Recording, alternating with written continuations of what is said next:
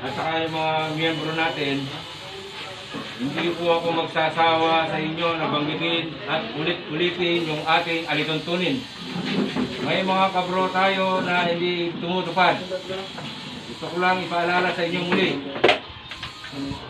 Number 1, gumalang sa mga namumuno at sa mga nakakataas. Paano po natin ipapakita ang paggalang sa mga namumuno at sa mga nakakataas?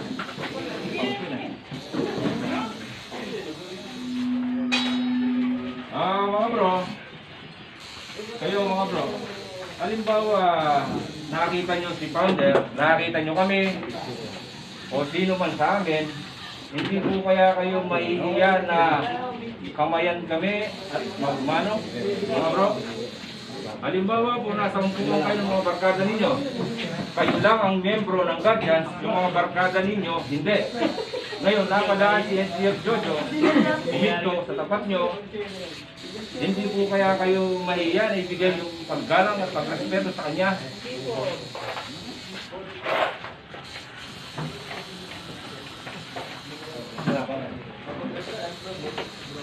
Number 2, iwasan ang sobrang pag-inom ng alak na maaaring maging sanhi ng kaguluhan. Sino po sa inyo yung uminom ng alak ngayon? Kahapon, kagabi, manginginom. Manginginom mo, magtapat kayo. Isa rin mo akong manginginom.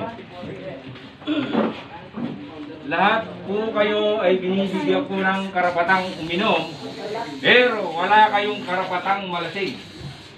Buhay nyo mga bro. Dahil no, sa pag-inom ng alak, kung minsan tayo ay nawawala sa wisyo. Tama po ba? Iwasan ang pagtatalo at sobrang biruan na maaaring maging sanhi ng hindi pagkakaunawaan. Sino ba yung magkakapos mo sa rito? Magkakadas. Wala po ba magkakosa-kosa rito? Dikit, yung body-body sa alak, kada, kaibigan. Last quit. Ganito po yun. Kaya po nabanggit ito. Kung noon, hindi pa kayo guardians,